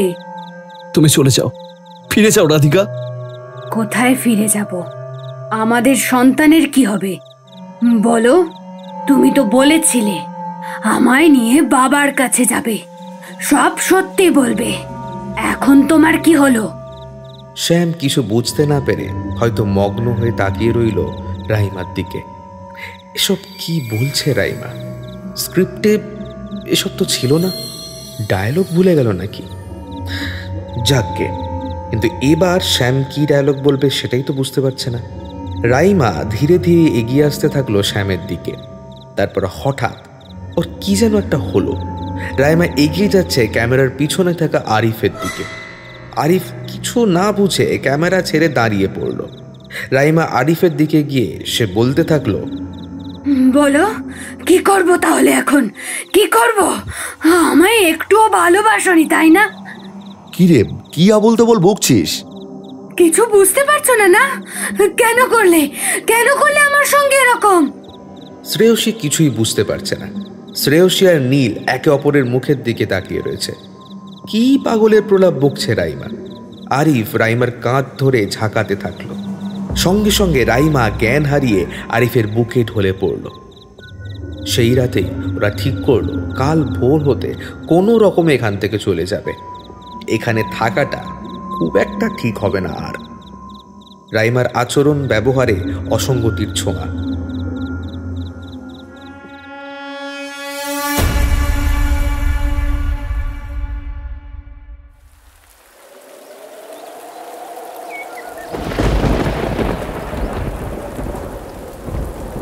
পরদিন সকালে উঠে ওরা দেখল প্রচণ্ড ঝড় বৃষ্টিতে চারপাশ একাকার হয়ে যাচ্ছে। বাজ পড়ার শব্দে গম গম করছে চারিপাশ। কোনো মতেই ঘরের একটা জানলাও খোলার উপায় নেই। ওরা চিন্তিত হয়ে পড়ল, কিভাবে ফিরবে এখন ওরা বাড়িতে? এই ঝড় জলে বেরোবে কি করে এখান থেকে? ওদিকে গাড়িটার টায়ার পাংচার হয়ে গেছে।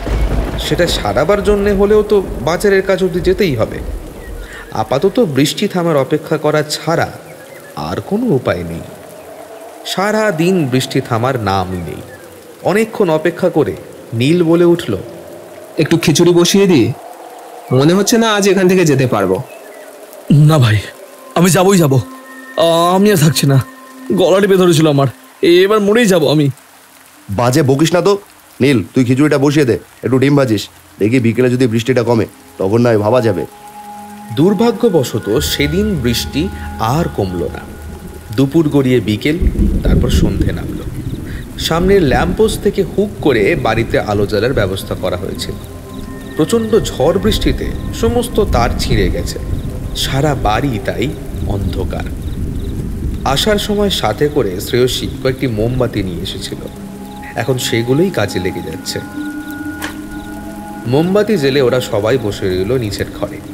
শ্যাম বাইরে দাঁড়িয়ে সিগারেট খাচ্ছিল।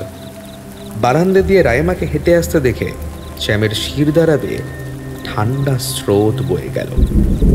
লাল বেনারসি পরে কনে বউয়ের মতো সেজে হেঁটে আসছে রাইমা। সিগারেটটা ফেলে দৌড়ে চলে আসে ভেতরের ঘরে। ঘরে ঢুকে দরজাটা বন্ধ করে দেয় ও। আরিফ নীল শ্রেষের দিকে তাকিয়ে শ্যাম বলে, কেউ দরজা খুলিস না প্লিজ, রাইমা আসছে। তো দরজা বন্ধ করছিস কেন? ওকে আসতে দে। দরাম দরাম করে দরজায় ধাক্কা মারতে থাকে রাইমা। শ্যাম কোনো মতে দরজা ছিটকিনি দিয়ে দরজাটাকে নিজের শরীরের সমস্ত শক্তি দিয়ে চেপে ধরে থাকে। নীল বিছানা থেকে উঠে এসে বলে, কি হচ্ছেটা কি শ্যাম? সর। শ্যাম কোনো মতেই সরবে না দরজার গোড়া থেকে। বাইরে থেকে এক অদ্ভুত কণ্ঠে রাইমা কথা বলে ওঠে, দরজাটা খোল, খোল বলছি। দাঁড়া রাইমা। এই শ্যাম, সর তো। একা বাইরে রয়েছে বেচারি। নীল কোনো রকমে শ্যামকে সরিয়ে দরজাটা খুলে দেয়। তারপর রাইমার দিকে তাকিয়ে নীল অবাক হয়ে যায়। রাইমা রক্তচক্ষুতে এগিয়ে আসে। নীল কোনো রকমে ঘরের এক কোণে ভয়ে সিঁটিয়ে যায়। রাইমা সোজা এসে ঝাঁপিয়ে পড়ে আরিফের দিকে। আরিফের গলা চেপে বুকের উপর উঠে বসে রাইমা। আরিফ কোনো রকমে নিজেকে রাইমার হাত থেকে ছাড়াবার চেষ্টা করে। কি করছিস কি? ছাড় ছাড়, রাইট ছাড়, লাগছে তো, ছাড়।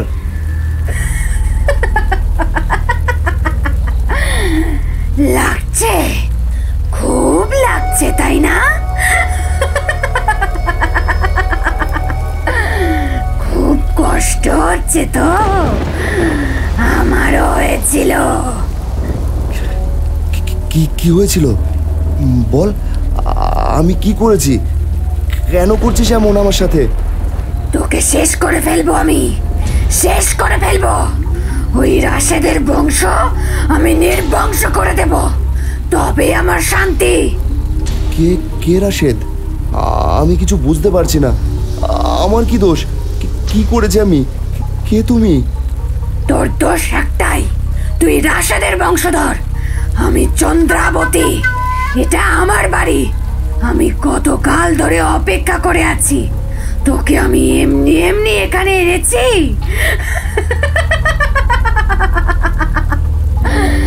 আমি তোকে শেষ করে ফেলবো। আমাকে আর আমার গর্ভের সন্তানকে যেভাবে শেষ হতে হয়েছিল ঠিক সেইভাবে। কেন কেন এত রাগ আমার উপর রাই? বললাম না আমি চন্দ্রাবতী, এই জমিদার বাড়ির জমিদার অভয়চন্দ্র মিত্রের মেয়ে আমি। তখন আমার বয়স 16 বছর। আমাদের বাড়িতে রাশেদ এসেছিল ওর বাবার সঙ্গে। ওর বাবা মনসুর চাচা কাঠের কাজ করত। আমাদের বাড়ির সমস্ত কাঠের আসবাবপত্র মনসুর চাচার হাতের তৈরি। আমার দাদা চন্দ্রজ্যোতি মিত্র একটা বড় কাঠের খাট বানানোর জন্য ডেকেছিল মনসুর চাচাকে, আর সাথে করে মনসুর চাচা নিয়ে এসেছিল রাশেদকে। বাবা, মনসুর চাচা আজ একেবারে ছেলেকে নিয়ে যে। হ্যাঁ চন্দন বাবু, ছেলেকে হাতের কাজ শেখাচ্ছি। আমার পরে ওকেই তো করতে হবে সব। বয়স হচ্ছে, আর একা পেরে উঠি না। তা বেশ, তোমার নাম কি? রাশেদ। আচ্ছা রাশেদ, তাহলে তুমি করবে তো কাজটা? হ্যাঁ দাদা, আমি করব। অভয়চন্দ্র মিত্রকে সিঁড়ি দিয়ে নামতে দেখে মনসুর আলী হাত জোর করে নমস্কার জানায়। সালাম বাবু। হ্যাঁ, তা এই চন্দ্র সব কাজ বুঝিয়ে দিয়েছে তো? জি বাবু, আমার ছেলে রাশেদ আছে, এটা ওই করবে কাজটা। ওকে আমি রেখে যাব, ও এখানে থেকে কাজ করে দেবে। রাশেদ সালাম করলো অভয়চন্দ্রকে। মনসুর আলী রাশেদকে বলল, পা ছুঁয়ে প্রণাম করতে হয় এখানে, জমিদার বাবু আছে এটা। জি আব্বু। রাশেদ মনসুর আলীর কথা মতো অভয়চন্দ্রের পা ছুঁয়ে প্রণাম করে। আরে থাক থাক থাক, ওসবের কোনো প্রয়োজন নেই। তোমার থাকার ব্যবস্থা চন্দ্র করে দেবে। অভয়চন্দ্র চলে গেলেন। মনসুর আলী রাশেদকে চন্দ্রজ্যোতির দায়িত্বে রেখে চলে গেলেন। চন্দ্রজ্যোতি রাশেদকে সমস্ত বুঝিয়ে বাইরের ঘরে ওর থাকার ব্যবস্থা করে দিল। পরদিন সকালে পুকুরে স্নান করছিল রাশেদ। পুকুরের পাশেই বড় বাগান, বাগান থেকে ফুল তুলে আসছিল চন্দ্রাবতী। সুঠাম দেহের অধিকারী রাশেদ। রাশেদের ভিজে গায়ে ঝলমলে রোদের ঝলকানিতে ওর ফর্সা রঙে যেন সোনালি আভা ছড়িয়েছে। মুখ ভর্তি চাপদারি, টিকালো নাক, 6 ফুট 4 ইঞ্চির উচ্চতা তাকে আপাদ মস্তক সুপুরুষের দলে ফেলেছে। চন্দ্রাবতী পুকুরের পাশে দাঁড়িয়ে হাঁ করে দেখছে রাশেদের দিকে। রাশেদের সঙ্গে চোখাচোখি হতেই চন্দ্রাবতী চোখ সরিয়ে নেয়। সেই প্রথম দেখাতেই চন্দ্রাবতীর ভালো লেগে যায় রাশেদকে। রাশেদ খুব শান্ত প্রকৃতির ছেলে, কথাও বলে বেশ কম।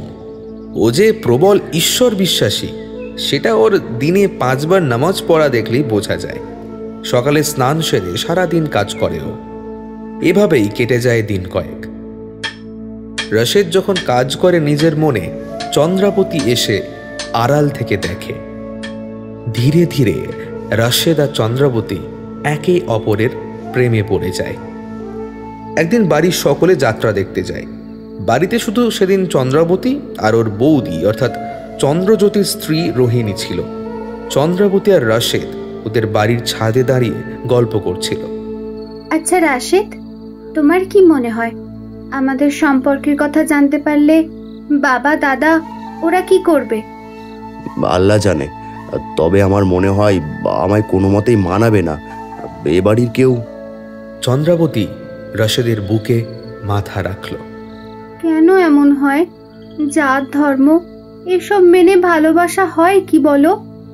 ওই যে একজন বসে আছে, সেই সব জানে, সেই পারে মেহেরবানি করতে, তার উপর বিশ্বাস রাখো। চন্দ্রাবতীর চোখ ভিজে এলো। রাশেদ চন্দ্রাবতীর মাথায় হাত বুলিয়ে দিল। ঝমঝম করে বৃষ্টি এসে গেল। ওরা প্রায় আধ ভেজা তখন। চন্দ্রাবতী বলল, এই চা, পুরো ভিজে গেলাম যে। চলো এসো এসো। ওরা দুজন চিলেকোঠার ঘরে চলে গেল। যা বৃষ্টি পড়ছে, এখানে দাঁড়াও, ভিজো না। চন্দ্রাবতী কোনো কথা না শুনে ছুট্টে বেরিয়ে ভিজতে লাগলো। রাশেদ ওর হাত ধরে টেনে আনে। আর চলো, ভিজো না, ঠান্ডা লেগে যাবে তো। ধুর ছাড়ো, আধ ভেজা তো হয়েই গেছি, আর একটু ভিজলে ক্ষতি কি? দুজনেই জড়িয়ে রয়েছে একে অপরকে। বৃষ্টির জল এসে ভিজিয়ে দিচ্ছে ওদের দুজনকে। সেই রাতে ওরা বিলীন হয়ে গেছে একে অপরের মধ্যে, আর তার সাক্ষী হয়ে রয়ে গেছে এই চিলেকোঠার ঘর। পরদিন ভোর হওয়ার আগেই ওরা নেমে আসে সকলের আড়ালে, কিন্তু একজোড়া চোখের কাছে ধরা পড়ে যায় চন্দ্রাবতী আর রাশেদ। চন্দ্রাবতীর বৌদি অর্থাৎ রোহিণী। গতকাল রাতের সমস্ত ঘটনাই তার জানা। বেশ কিছুদিন পর একদিন জমিদার বাড়িতে আসে অভয়চন্দ্রের বন্ধু জমিদার প্রভাত রঞ্জন ভট্টাচার্য, তার একমাত্র ছেলে প্রাণতোষ ভট্টাচার্যকে নিয়ে। চন্দ্রাবতীকে ডেকে পাঠানো হয় নিচের বসার ঘরে। সেখানে এসে সে জানতে পারে প্রাণতোষের সঙ্গে তার বিবাহ স্থির করেছে তার বাবা অভয়চন্দ্র মিত্র।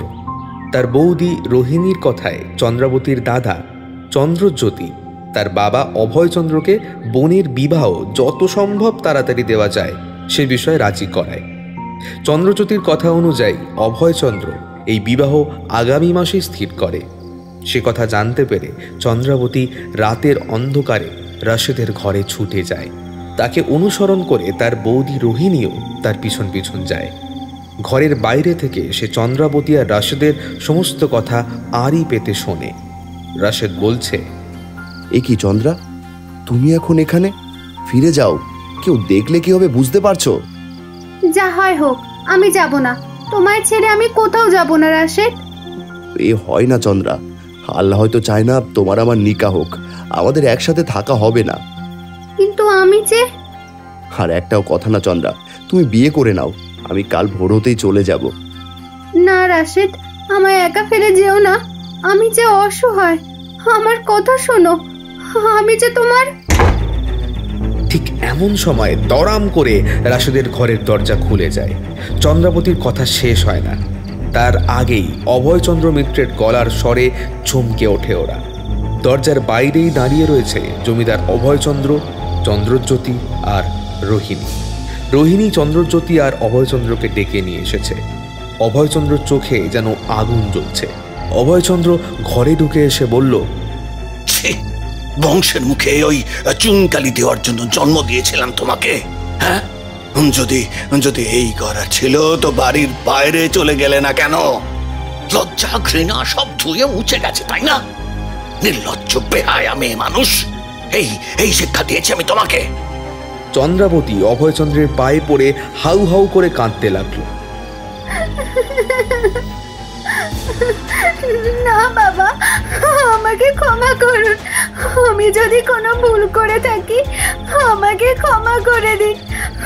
আমি রাশেদকে ভালোবাসি। ভালোবাসা? হ্যাঁ, জাত ধর্ম খুইয়ে ভালোবাসতে এসেছো তুমি? একটা গলার কলসি বেঁধে ডুবে মরতে পারলে না? আমি তো তোমাকে যথেষ্ট রুচিশীল বলে জানতাম। এই তোমার রুচির পরিচয়? যে বাড়িতে স্বয়ং রাধা গোবিন্দ প্রতিষ্ঠিত, সেই বাড়িতে গো মাংস খাওয়া এক মুসলমান জামাই হিসেবে পাত পেড়ে খাবে? বাবা, যার ধর্ম এসব তো ভগবানের সৃষ্টি নয়। আমাদের ধর্ম তো মানবতা হওয়া উচিত। কেন আমরা মানুষকে মানুষ রূপে ভালোবাসি না? কেন আমরা শুধু ধর্ম দেখে মানুষ নির্বাচন করি? কেন বাবা? ছি ছি ছি ছি, এখনো কেমন মুখে মুখে কথা কইছে দেখো। তা বলি লজ্জাটা কি একেবারেই গেছে নাকি? যার যে কইয়েছে তা তো দেখতেই পাচ্ছি। বাপ দাদার মানটুকু না খোয়ালে বুঝি জ্বালা জুড়োচ্ছিল না? চুপ করো বৌদি, চুপ করো। দেখছেন বাবা, আমায় বলছি কি না চুপ করতে?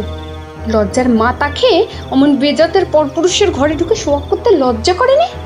ক্ষমা করবেন বাবা, ছোট মুখে বড় কথা কইছি। আমার বাপ হলে না মুখে নুড়ো জেলে দিত। আর তাছাড়া এমন নোংরামি করার পরে আমি নিজেই গলায় দড়ি দিয়ে ঝুলে পড়তো।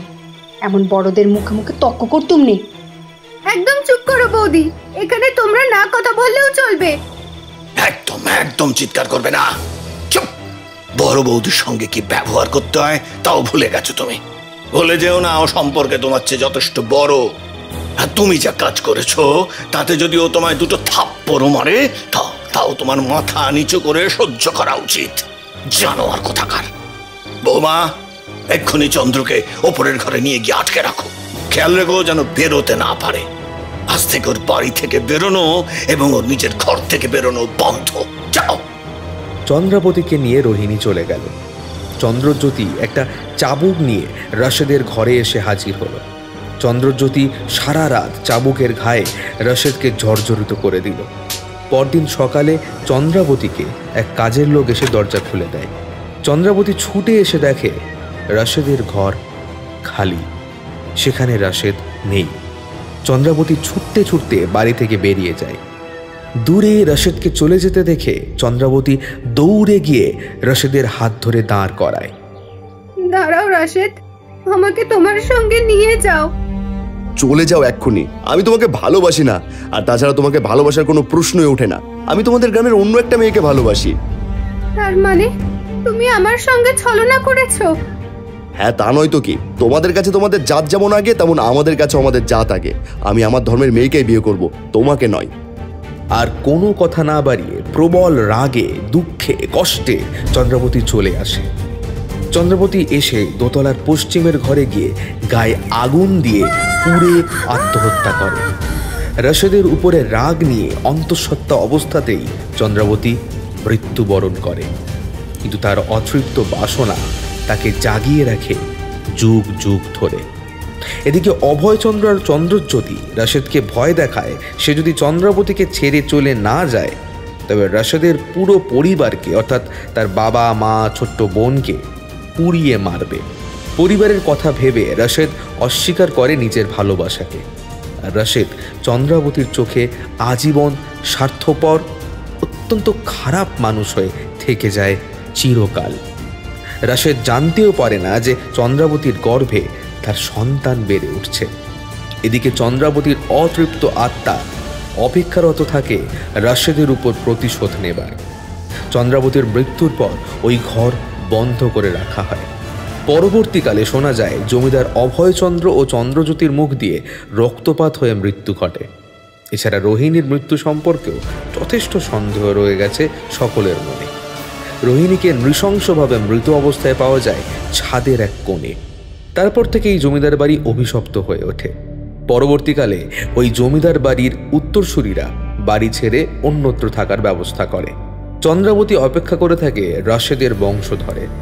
যে মেয়েকে ভালোবেসে রাশেদ চন্দ্রাবতীর ভালোবাসাকে প্রত্যাখ্যান করেছিল, সেই মেয়ের গর্ভের সন্তানও যেন চন্দ্রাবতীর গর্ভের সন্তানের মতন শেষ হয়ে যায়। তাই রাশেদের বংশ নির্বংশ করার প্রতিজ্ঞা করে চন্দ্রাবতী। পরবর্তীকালে রাশেদ তাদের গ্রাম করিমপুর ছেড়ে অন্যত্র চলে যায়। সেখানে গিয়ে সংসার পাতে। তার বংশধর হিসেবে এই জমিদার বাড়িতে ফিরে আসে আরিফ। তাই তার উপর চরম প্রতিশোধ নেবার আগুন জ্বলে ওঠে আবার চন্দ্রাবতীর। তাই চন্দ্রাবতী শেষ করে দিতে চায় আরিফকে। রাইমা সমস্ত ঘটনাটা আরিফকে বলে। আরিফ সমস্তটা শুনে ক্ষমা প্রার্থী হয়ে প্রাণ ভিক্ষা চায় রাইমার শরীরে প্রবেশকারী চন্দ্রাবতীর আত্মার কাছে। আমাকে ক্ষমা করো, আমি তো কোনো দোষ করিনি, আমাকে ছেড়ে দাও। না, কখনো নয়, আমি ছাড়বো না তোকে। তোর গায়ে ওই নোংরা মানুষের রক্ত বইছে। রাইমা আরিফের বুক নিজের হাতের হিংস্র আঙুল দ্বারা চিরে দেয়। সেখান থেকে ফিনকি দিয়ে রক্ত বেরোতে থাকে। চন্দ্রাবতীর আত্মা খিলখিল করে হেসে ওঠে তৃপ্তির হাসি।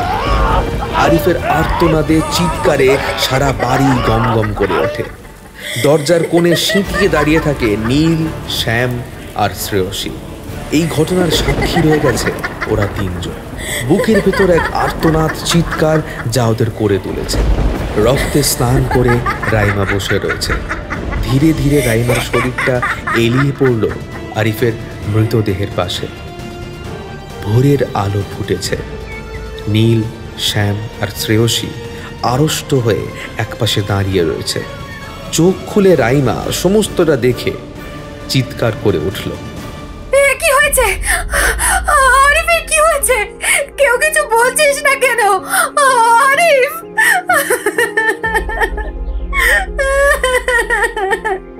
কোঁকিয়ে কেঁদে উঠল রাইমা। বাকিদের কাছে সমস্তটা শুনে রাইমা হতভম্ব হয়ে গেল। এ কি হয়েছে ওর হাত দিয়ে? কেন এমন হলো? ঘর থেকে ছুটে বেরিয়ে গেল রাইমা। ওর পিছন পিছন বাকিরাও গেল। নীল কোনো রকমে ছুটে গিয়ে ওকে ধরে। দাঁড়া দাঁড়া, কোথায় যাচ্ছিস? থাম বলছি। আমাকে ছেড়ে দে নীল, আমি একটা খুনি। আমি একটা মানুষকে মেরে ফেলেছি নীল। এই দু হাতে আমি শেষ করে ফেলেছি আরিফকে। রাইমা কোনো রকমে নিজের হাত ছাড়িয়ে রান্নাঘরের দিকে গেল। ভিতর থেকে রান্নাঘরের ছিটকিনি দিয়ে দিল। বাকিরা বাইরে থেকে দরজা ধাক্কায়। রাইমা রান্নাঘরে রাখা কেরোসিন তেলের ড্রামটা নিয়ে মাথায় ঢালতে থাকে। তারপর একটা দেশলাইয়ের ছোট্ট আগুনের শিখা জ্বালিয়ে পুড়িয়ে দেয় রাইমার দেহ। রাইমা ঠিক চন্দ্রাবতীর মতো একই পথ অবলম্বন করে। চন্দ্রাবতীর আত্মা এসে দাঁড়ায়। রাইমার পুড়ে ছারখার হওয়া দেহটা থেকে বেরিয়ে আসে রাইমার অবয়ব। একেই বোধহয় বলে আত্মা। চন্দ্রাবতী হাত বাড়িয়ে ডেকে নেয় রাইমাকে। আয় মা, আমার কাছে আয়। আমি তোকে জন্ম দিতে পারিনি, আমার গর্ভেই তোকে শেষ হতে হয়েছিল। তারপর তোর পুনর্জন্ম হয়। আমি কতকাল অপেক্ষায় থেকেছি তুই আসবি বলে। আমি বারবার চেয়েছি তোর হাত দিয়েই আমি প্রতিশোধ নেব। এরা তো শুধু আমার নয়, তোর কাছেও অপরাধী। এই তো এসেছি মা, এবার আমরা একসাথে থাকব। চন্দ্রাবতী রাইমার হাত ধরে এক অজানা পথে পাড়ি দেয়, যে পথের কোনো সীমানা নেই। ধীরে ধীরে আবছা হয়ে মিলিয়ে যায় চন্দ্রাবতী আর রাইমার দেহাবয়ব।